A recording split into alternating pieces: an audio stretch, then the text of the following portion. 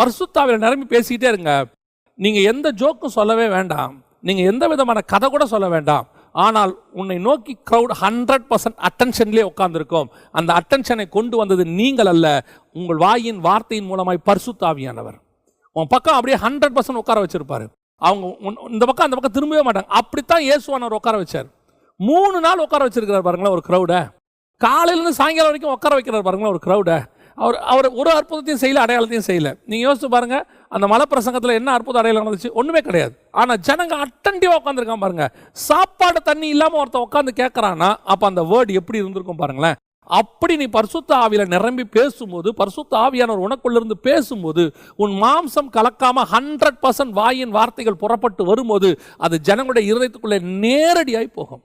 அதுதான் பக்தி விருத்திக்கு ஏதுவான வார்த்தை. இதோட கூட எப்போ நீங்கள் உங்கள் மாம்சத்தை கலக்குறீங்களோ அது கெட்ட வார்த்தை.